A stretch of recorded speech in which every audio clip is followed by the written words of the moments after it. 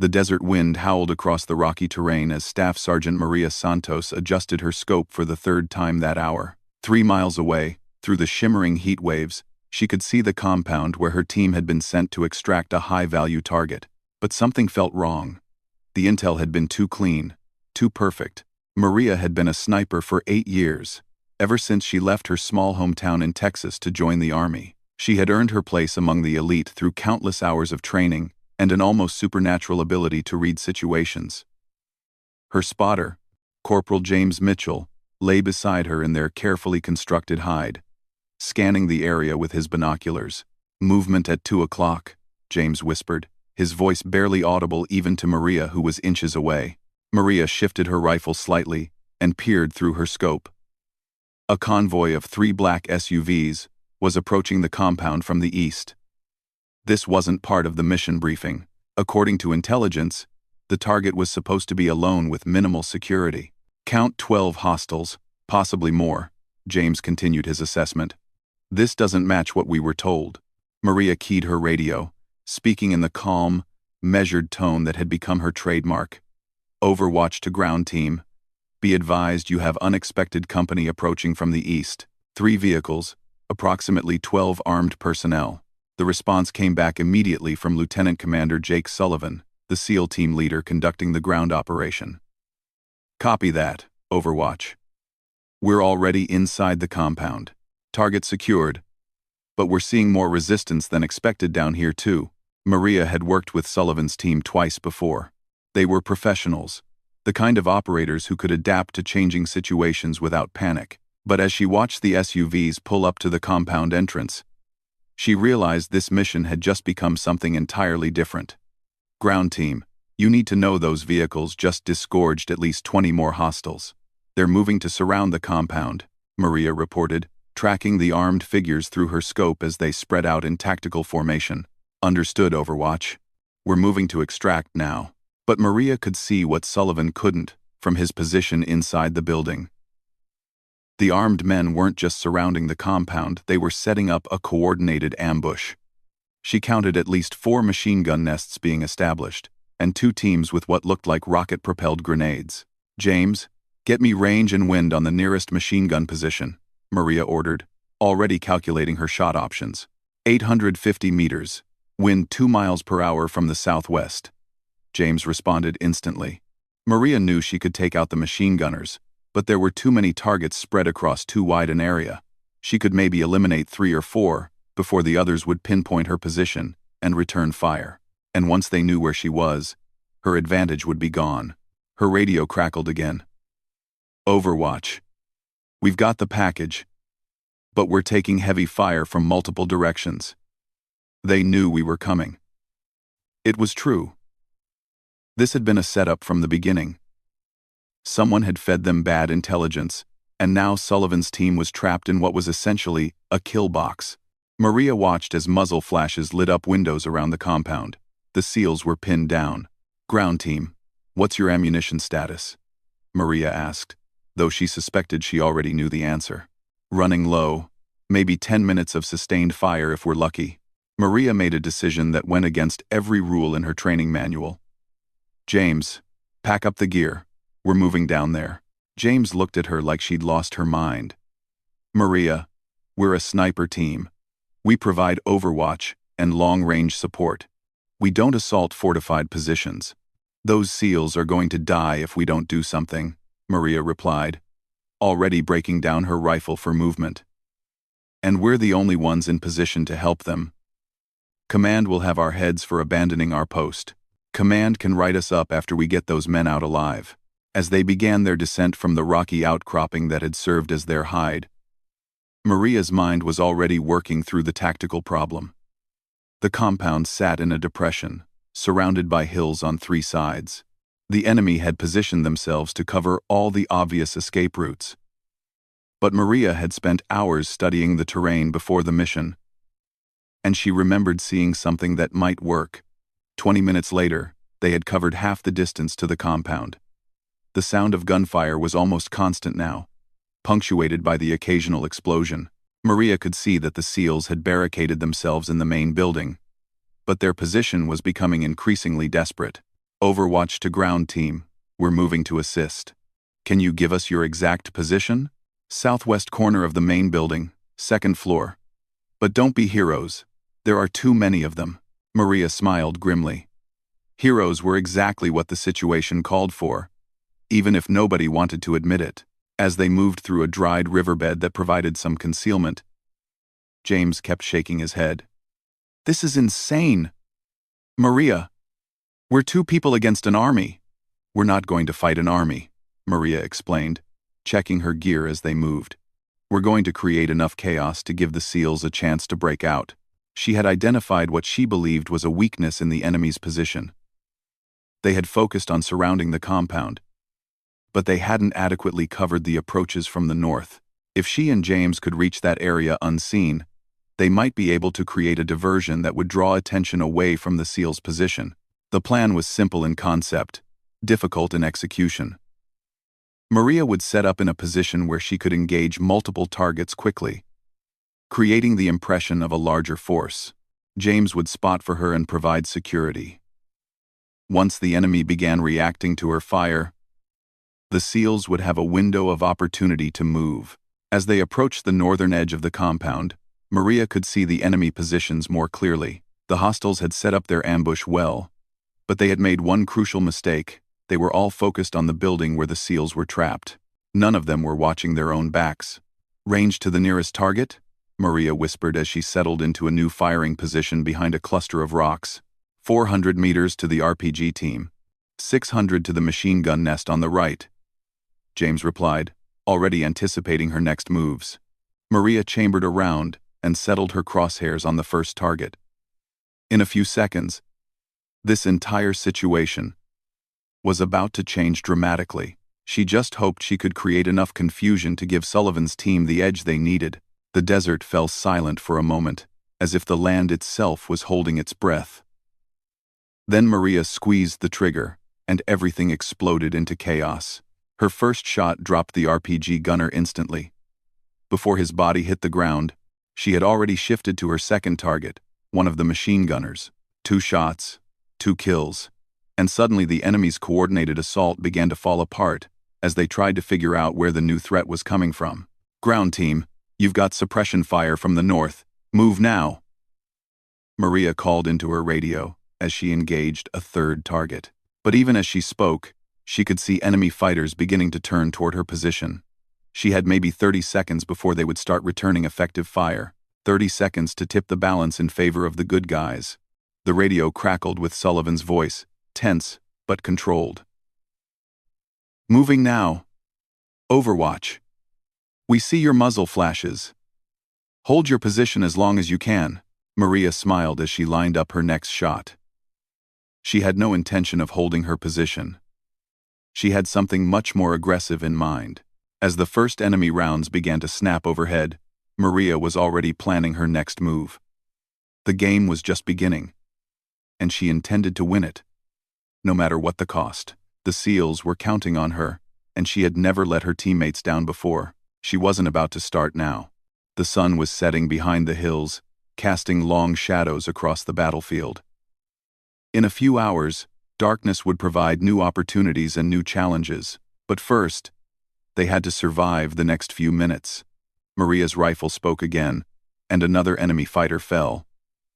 The odds were still overwhelming, but they were no longer impossible. Sometimes, that was all the difference you needed. Lieutenant Commander Jake Sullivan pressed his back against the concrete wall as bullets shattered the window frame above his head. Bits of plaster and glass rained down on his helmet as he tried to assess their increasingly desperate situation. His team of 6 SEALs had successfully grabbed their target, a terrorist financier named Hassan al-Rashid, but the extraction had turned into a nightmare. "How many rounds you got left, Chief?" Sullivan asked Petty Officer First Class Tony Rodriguez, who was crouched near the doorway, returning fire at enemy positions.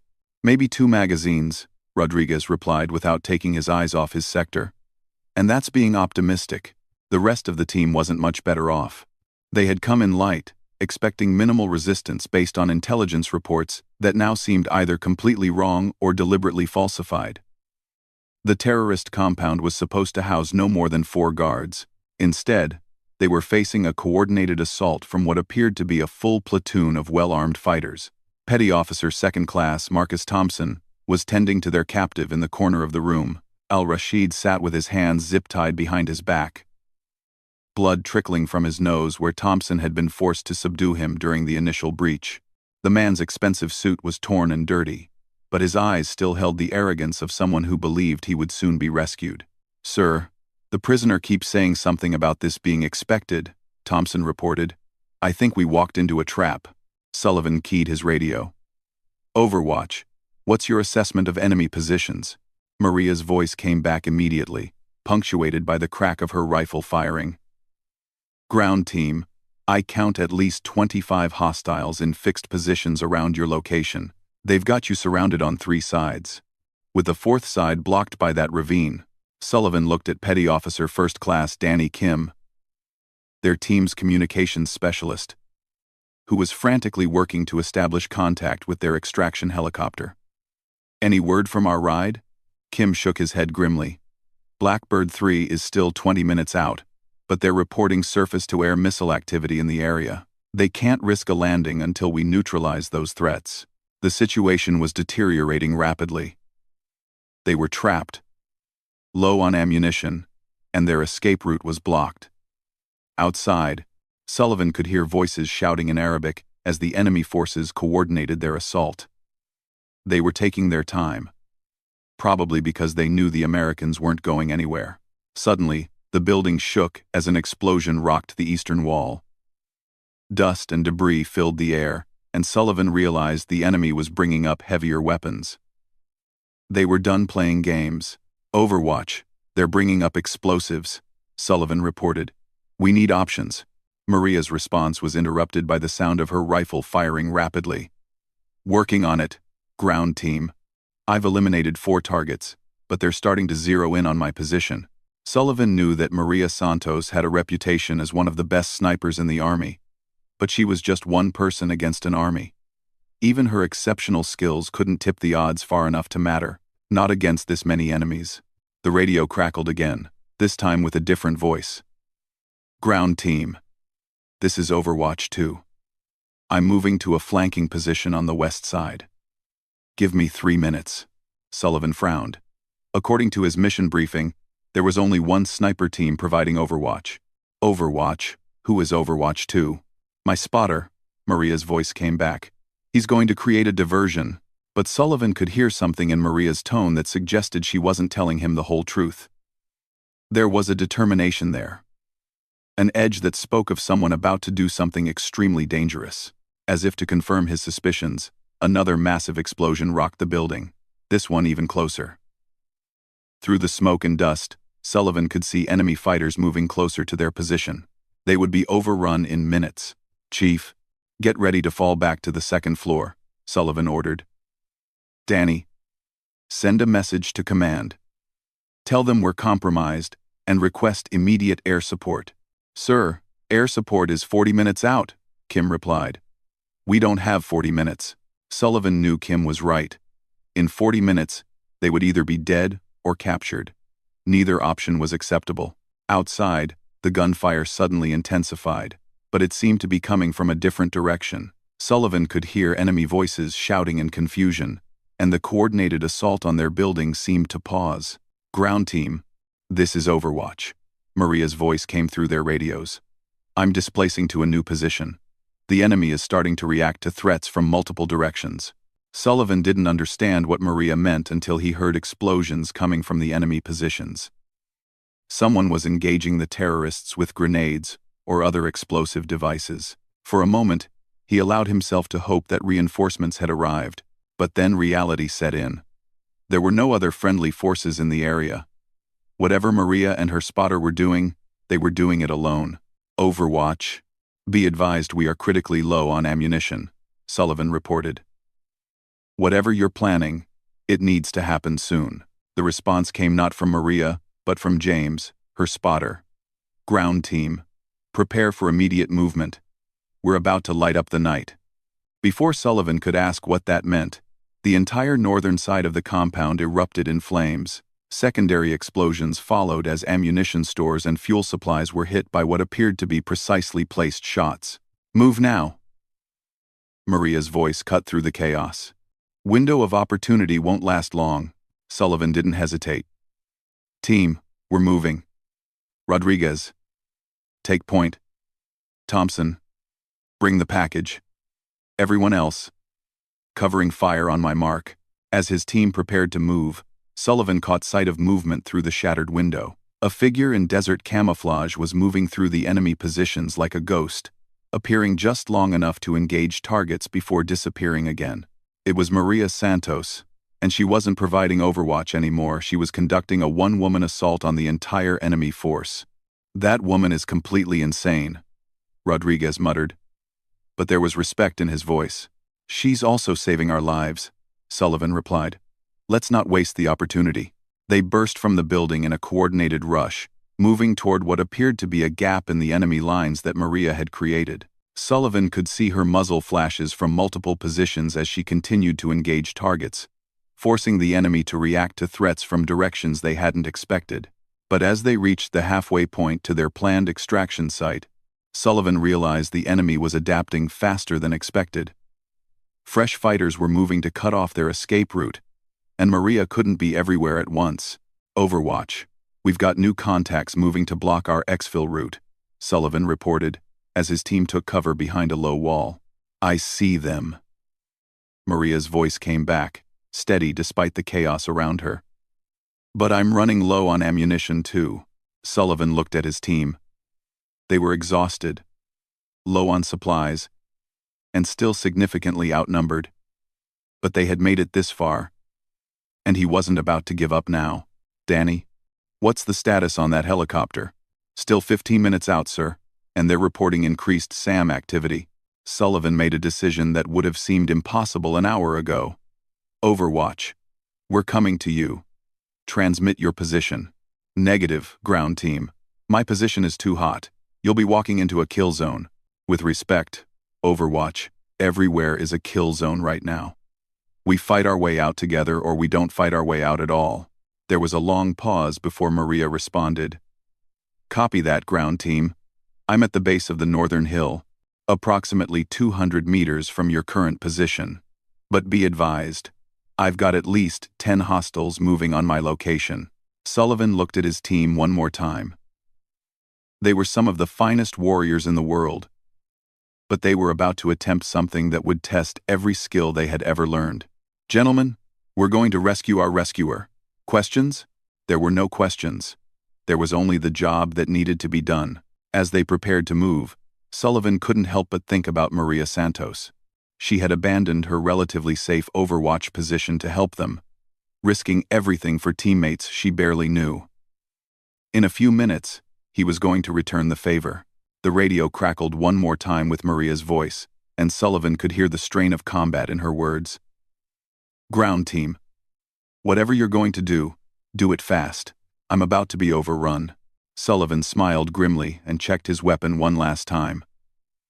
"On the way, Overwatch. Hold tight." The final phase of their escape was about to begin, and Sullivan had a feeling it was going to be the most dangerous few minutes of all their lives. Maria Santos crouched behind a boulder, her heart pounding as she listened to the sounds of approaching footsteps. She had exactly 4 rounds left in her rifle, and 2 full magazines for her sidearm. Against 10 armed men, those numbers weren't encouraging. James lay 15 meters to her left, blood seeping from a wound in his shoulder where shrapnel from a grenade had caught him. He was conscious but barely mobile, and Maria knew she was effectively on her own now. "Maria, you need to get out of here," James whispered through their shared radio frequency. "I can hold them off long enough for you to reach the SEALs."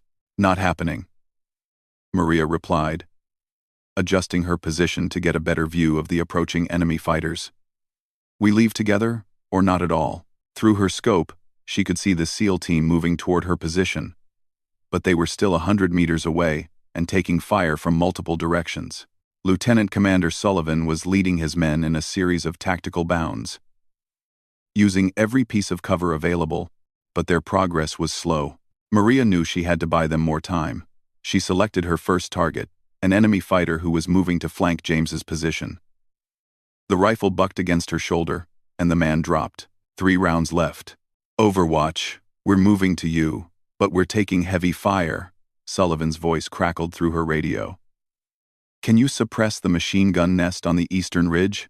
Maria shifted her aim to the ridgeline. The machine gun crew was well positioned and protected, but she could see a small gap in their cover. It would require a perfect shot at nearly 800 meters. She steadied her breathing and squeezed the trigger. The machine gunner slumped forward, and the gun fell silent. 2 rounds left. But even as she achieved that small victory, Maria could see more enemy fighters moving to surround her position. They had realized that eliminating her was the key to trapping the SEALs, and they were willing to concentrate their forces to make it happen. James, can you move at all? Maria asked, knowing they were about to be overrun. I can move, but not fast, James replied grimly. Maybe it's time to consider that heroic last stand you're always talking about. Maria almost smiled. James had been her spotter for 2 years, and he knew her well enough to understand that she would never surrender. But she also wasn't ready to die in this desert, especially not when the SEALs were so close to reaching safety. An idea began to form in her mind, desperate and dangerous, but possibly their only chance. James, on my signal, I want you to put every smoke grenade we have between us and those fighters. Then start moving toward the SEAL position as fast as you can. What about you? I'm going to create the biggest distraction I can manage. Before James could protest, Maria was already moving. She left her sniper rifle behind, taking only her M4 carbine and sidearm. The rifle was too cumbersome for what she had planned, and she would need mobility more than long-range accuracy. As she scrambled down the rocky slope, Maria could hear the enemy fighters calling to each other in Arabic. They were coordinating their assault, probably planning to overrun her position in the next few minutes. They had no idea she was no longer there. Maria reached the dried riverbed that ran along the base of the hill and began moving east at a full run. Her plan was insane, but it might work. Instead of waiting for the enemy to come to her, she was going to take the fight to them. The first group of enemy fighters she encountered was setting up a mortar position in a small clearing. There were 4 of them, and they were so focused on their weapon that they didn't notice Maria until she was almost on top of them. Her M4 chattered quietly as she engaged all 4 targets in rapid succession. The mortar crew dropped before they could return fire, and Maria was already moving to her next objective. Behind her, she could hear James's smoke grenades beginning to detonate, creating a thick gray cloud that would obscure the enemy's view of the SEAL team's approach. She keyed her radio as she ran. Ground team, you have concealment for approximately 3 minutes. Move fast. Copy that, Overwatch. We see the smoke. Moving now. Maria reached a small rise that gave her a view of the entire battlefield. She could see the SEAL team advancing through the smoke, still taking sporadic fire but making good progress. She could also see at least 20 enemy fighters moving to intercept them. It was time to even the odds. Maria opened fire on the nearest group of fighters, dropping 2 before the others realized they were under attack from a new direction. As they turned to engage her, she was already moving to a new position, using the terrain to stay 1 step ahead of their response. Her radio crackled with Sullivan's voice. Overwatch. We can see you engaging multiple targets. What's your status? I'm mobile and engaging targets of opportunity, Maria replied as she switched to a fresh magazine. Keep moving toward the extraction point. I'll cover your advance. But Maria knew she was fighting a losing battle. For every enemy fighter she eliminated, 2 more seemed to take his place. They were bringing up reinforcements faster than she could deal with them, and her ammunition was running dangerously low. As she engaged a group of fighters near a cluster of rocks, Maria felt a bullet tug at her sleeve.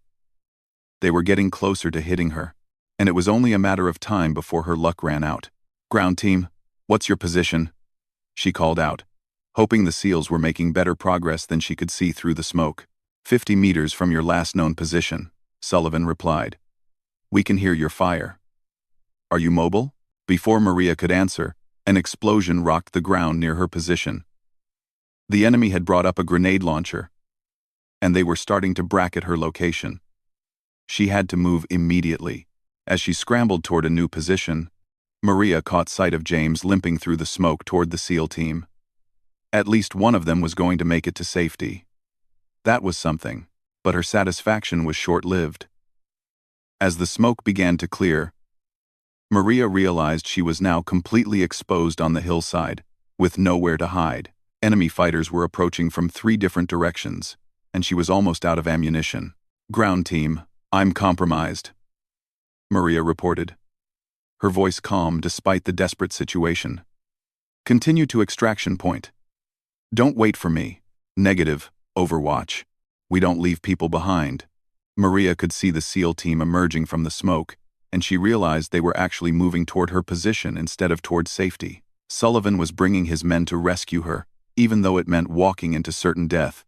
"Ground team, that's a direct order. Continue to extraction. You're not in our chain of command," Sullivan replied.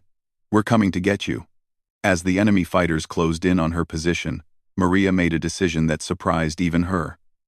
Instead of trying to find cover, she stood up and began walking directly toward the largest group of enemy fighters, her weapon ready. If the SEALs were determined to risk their lives for her, she was going to make sure their sacrifice meant something. She was going to create so much chaos that they would have a chance to escape in the confusion. Her M4 spoke once more as she advanced, and enemy fighters began dropping. But Maria knew this was likely her last stand. She had pushed her luck as far as it would go, and now she was about to pay the price. Behind her, she could hear the SEALs shouting as they realized what she was doing. They were running toward her position, but they were still too far away to help. Maria smiled as she engaged her final targets. If this was how it ended, at least she was going out on her own terms. She had saved the lives of 6 of America's finest warriors, and that was worth any price. The enemy fighters were so close now that she could see the expressions on their faces. They thought they had her trapped. That victory was within their grasp. They were about to learn how wrong they could be.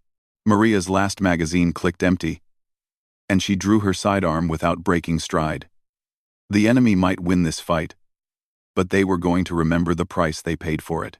As the first shots rang out around her, Maria Santos disappeared into legend. Lieutenant Commander Sullivan watched in horror as Maria Santos walked directly into the enemy fire, her sidearm blazing as she engaged multiple targets at point-blank range. She was completely exposed, surrounded by at least a dozen armed fighters, and yet somehow she was still standing. "Danny, get that helicopter on station now," Sullivan shouted as his team advanced at a full sprint. "I don't care about the SAM threats." They were still 70 meters away when they saw Maria stagger. She had taken a hit but was still fighting, her pistol seeking new targets with mechanical precision. The enemy fighters were so shocked by her audacious assault that their own fire was becoming wild and uncoordinated. "Chief, you and Thompson flank left," Sullivan ordered. "Danny, Kim, take the right side. I'm going straight up the middle." Rodriguez looked at his team leader with concern. "That's suicide. There are too many of them." "That woman just walked into hell to give us a chance," Sullivan replied, chambering a fresh round. "We're not going to let her die alone." As the SEAL team spread out and began their own assault, Sullivan couldn't help but admire Maria's tactical brilliance even in her desperate situation. By attacking the largest concentration of enemy fighters, she had drawn them all into one location. Now, instead of being scattered across the battlefield, they were bunched together and vulnerable to a coordinated assault. Rodriguez opened fire first, his M4 chattering as he engaged targets on the left flank. The enemy fighters, already confused by Maria's attack, now found themselves under fire from multiple directions. Their coordinated defense began to crumble as they tried to respond to threats they couldn't properly identify. Sullivan reached Maria's position just as she collapsed behind a small boulder, blood seeping from wounds in her leg and shoulder. Her sidearm was empty, but she was still conscious and alert. "About time you guys showed up," Maria said with a weak smile, pressing a field dressing against her shoulder wound. "Can you move?" Sullivan asked, providing covering fire as the rest of his team continued to engage the remaining enemy fighters. "I can move," Maria replied, struggling to her feet. "Just not very fast." Thompson appeared beside them, The terrorist financier al-Rashid still zip-tied and looking increasingly panicked as bullets flew around them. "Sir, we need to move." More vehicles approaching from the south. Sullivan could see the dust clouds in the distance that indicated reinforcements were en route. They had maybe 5 minutes before they would be facing fresh enemy forces, and Maria was in no condition for another running firefight. "Danny, where's our ride?" Kim's voice came back over the radio with the first good news they had heard all day. "Blackbird 3 is 2 minutes out. They've got Apaches providing cover." The sound of rotorcraft engines was already becoming audible in the distance, and Sullivan felt a surge of relief. They might actually make it out of this nightmare alive, but as they began moving toward the extraction point, Maria suddenly stopped and pointed toward a ridgeline about 600 meters away. "We've got a problem," she said quietly. Sullivan followed her gaze and saw what had captured her attention. An enemy fighter was setting up what appeared to be a shoulder-fired surface-to-air missile system. If that weapon engaged their rescue helicopter, everyone on board would die. "Can you take that shot?" Sullivan asked, knowing that Maria was wounded and no longer had her sniper rifle. Maria looked at the distance, considered the wind conditions, and shook her head. "Not with iron sights and a carbine. That's a precision shot, and I don't have precision equipment." Rodriguez had overheard the conversation and moved closer to assess the situation. "What about James? Where's his rifle?" "Back at our original position," Maria replied. 700 meters from here." Sullivan did quick mental calculations. It would take at least 10 minutes to reach James's position, retrieve the sniper rifle, and get back into position for the shot. The helicopter would be on the ground in 2 minutes, and those reinforcements would arrive in 5. "There has to be another way," Sullivan said. But even as he spoke, he knew they were out of options. That's when Maria did something that would be talked about in military circles for years to come. She calmly walked over to where James was sitting against a rock, still nursing his wounded shoulder. "I need to borrow your sidearm," Maria said simply. James looked confused but handed over his M9 pistol. "What are you thinking?" Maria checked the weapon, confirmed it was loaded, and then looked back toward the ridge where the SAM operator was preparing his weapon. "I'm thinking about the impossible." "Maria, you can't make a 600-meter shot with a pistol," Sullivan said. "It's never been done." "It's never been done because no one has ever been desperate enough to try it," Maria replied, already calculating angles and wind drift in her head. She found a stable firing position using a large rock as a rest and extended the pistol toward the distant target. The SAM operator was clearly visible through the shimmering heat waves, but at 600 meters, hitting him with a pistol was beyond the realm of possibility.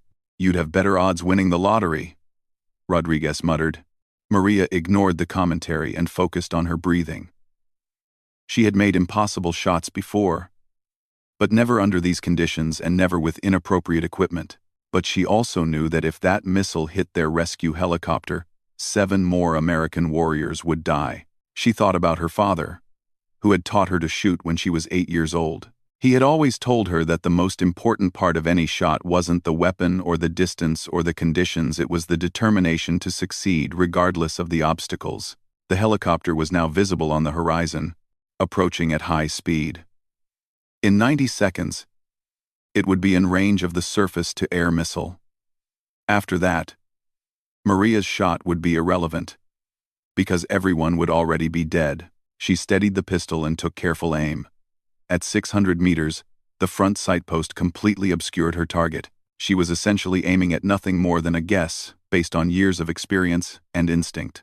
The rest of the team watched in fascination as Maria prepared to attempt something that defied every rule of ballistics and marksmanship. Even James, despite his wound, was staring at her with a mixture of admiration and disbelief. "Wind's picking up," Thompson observed quietly. "I know," Maria replied without moving her eyes from the sight picture. Sullivan could see the SAM operator raising his weapon to track the approaching helicopter. In 30 seconds, he would fire, and their rescue would become their funeral. "Maria," Sullivan said softly. "I know," she said again. The pistol bucked in Maria's hands, and 600 meters away, the SAM operator pitched forward and tumbled down the rocky slope. His missile flew harmlessly into the sky, detonating against a cliff face instead of against their helicopter. For a moment, nobody spoke. They all just stared at the distant ridge where their enemy had been standing seconds before. "Did that actually just happen?" Rodriguez finally asked. James was grinning despite his pain. "I've been her spotter for 2 years, and I still can't explain half the shots she makes." The helicopter touched down 50 meters away, its crew already preparing for immediate departure. Sullivan helped Maria toward the aircraft, shaking his head in amazement. "You realize that shot is going to be classified so deep that no one will ever believe it actually happened," Sullivan said. Maria smiled as she climbed aboard the helicopter. "Some things don't need to be believed. They just need to be done." As the aircraft lifted off and headed toward safety, Maria looked back at the battlefield where she had just fought the most important engagement of her career. She had saved the lives of 6 Navy SEALs, captured a high-value terrorist, and made a shot that would be remembered as one of the greatest in military history. Not bad for a day's work, she thought to herself as exhaustion finally began to claim her. Not bad at all. 3 months later, Maria Santos stood at attention in the Pentagon's Hall of Heroes, her dress uniform crisp, despite the warm Washington, D.C. morning. Her shoulder had healed completely, though she still felt a slight stiffness when the weather changed. The leg wound had taken longer to recover from, but she was back to full-duty status and had already returned to the field twice since the desert mission. Secretary of Defense Patricia Morrison stepped forward with a small blue box containing the Medal of Honor, America's highest military decoration. Behind her stood Lieutenant Commander Jake Sullivan and his entire SEAL team, along with Maria's spotter, James Mitchell, all wearing their dress uniforms for the ceremony. "Staff Sergeant Maria Santos," the secretary began, her voice carrying clearly through the packed auditorium, "for conspicuous gallantry and intrepidity at the risk of life above and beyond the call of duty." Maria tried to focus on the words being spoken, but her mind kept drifting back to that desert afternoon when everything had gone wrong and somehow turned out right. She had received many decorations during her military career, but this moment felt different. This wasn't just about her actions, it was about what those actions represented. The citation continued, describing events that Maria remembered with crystal clarity but that sounded almost fictional when read aloud. The 600-meter pistol shot had been verified by multiple witnesses and was being studied by military marksmanship instructors who still couldn't fully explain how it had been accomplished. Her extraordinary heroism and selfless dedication to duty reflect great credit upon herself and the United States Army, the secretary concluded, placing the medal around Maria's neck. As the applause filled the auditorium, Maria caught sight of her parents in the front row. Her father, a retired police officer from San Antonio, had tears in his eyes. Her mother clutched his arm, beaming with pride. They had driven 18 hours to be here, and Maria knew this moment was as much theirs as it was hers. After the ceremony, Maria found herself surrounded by reporters, military officials, and well-wishers. But the moment she valued most came when Lieutenant Commander Sullivan approached with his team. "Sergeant Santos," Sullivan said formally, then broke into a grin. "Or should I say, Medal of Honor recipient Santos?" "Maria works fine," she replied, shaking hands with each of the SEALs she had helped rescue. Rodriguez, the team chief, handed her a small, wrapped package. "From all of us," he said simply. Inside was a custom-made challenge coin with the SEAL trident on one side and a crossed rifle on the other. Around the edge were engraved the words, "When SEALs need saving," on one side, and "Call a soldier," on the other. "You guys are never going to let me live this down, are you?" Maria laughed. "Not a chance," Thompson replied. "You saved our lives. That makes you family now." James Mitchell joined the group, his arm still in a sling but otherwise recovered from his wounds. "Maria, there's something I need to tell you about that pistol shot." Everyone leaned in closer, curious about what new details might emerge about the shot that was already becoming legendary. "The ballistics team ran the numbers," James continued. "They calculated wind drift, bullet drop, target movement, everything. According to their analysis, that shot was mathematically impossible." "So, how did she make it?" Sullivan asked. James grinned. "They concluded that Maria didn't make the shot. The shot made itself, and Maria was just there to pull the trigger. The group laughed, but Maria could see the serious respect in their eyes. They all understood that sometimes in combat, extraordinary people accomplished extraordinary things that couldn't be explained by training or equipment alone. Later that evening, Maria sat alone in her hotel room, looking at the Medal of Honor resting on the dresser. Her phone had been ringing constantly with interview requests and congratulations from fellow service members around the world. But in the quiet moments, she found herself thinking about the bigger picture. A knock at the door interrupted her thoughts. When she opened it, she found a young woman in an army uniform, a private first class who couldn't have been more than 19 years old. "Ma'am, I'm sorry to bother you," the young soldier said nervously. "I'm PFC Jennifer Walsh. I just graduated from sniper school last month. And I wanted to thank you." "For what?" Maria asked, though she suspected she already knew the answer. "For showing that women can do this job," Jennifer replied. "I was the only female in my class, and some of the instructors weren't sure I belonged there. But after what you did in the desert, nobody questions whether women can be snipers anymore." Maria invited Jennifer inside and spent the next hour talking about the challenges and rewards of military service. As the young soldier prepared to leave, she turned back with one final question. "Ma'am, how did you know you could make that impossible shot?" Maria thought for a moment before answering. "I didn't know I could make it, but I knew I had to try." Sometimes that's all the difference between success and failure, the willingness to attempt the impossible when lives are on the line. After Jennifer left, Maria returned to her reflection. The medal was important, and the recognition was gratifying, but the real reward was knowing that her actions had inspired others to push beyond their perceived limitations. Her phone rang again, this time showing her father's number. "Mija," her father's voice was warm with pride. "Your mother and I are so proud of you." "Thanks, Dad. I couldn't have done any of this without what you taught me about shooting and about never giving up." "You did this yourself, Maria. All we did was give you the foundation. You built everything else." They talked for another 20 minutes about family, about the ceremony, and about Maria's plans for the future. She would be staying in the army, probably for another 10 years at least. There were still missions to complete and soldiers to train. As she prepared for bed, Maria received one final message of the day. It was from Hassan al-Rashid, the terrorist financier they had captured in the desert. He was now serving a life sentence in federal prison, but through his lawyer, he had sent a single sentence. "You fought with honor." Maria smiled at the unexpected acknowledgement from her former enemy. Even he recognized that what had happened in that desert wasn't just about tactics or weapons or training. It was about the human capacity to rise above circumstances and achieve the impossible when motivated by something larger than oneself. She set her alarm for 0500 hours. Tomorrow she would fly back to Fort Bragg and return to her regular duties.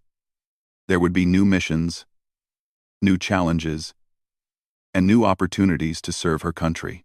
The Medal of Honor would hang in her apartment, but the real reward was the chance to continue doing the job she loved. As she turned off the lights, Maria thought about all the young soldiers like Jennifer Walsh who were just beginning their military careers. They would face their own impossible moments, their own tests of courage and skill. Some would pass those tests, and some would not. But they would all be better prepared because they knew that impossible shots could be made, that overwhelming odds could be overcome, and that sometimes one person could make all the difference in the world. The next morning, as her plane lifted off from Washington, D.C., Maria looked down at the city below and felt a deep sense of satisfaction. She had done her job, protected her teammates, and served her country with honor. In a world where so many things seemed uncertain, that knowledge was enough. She closed her eyes and began planning for whatever challenges lay ahead, confident in the knowledge that she was ready for anything. After all, she had already accomplished the impossible once. She could do it again if necessary.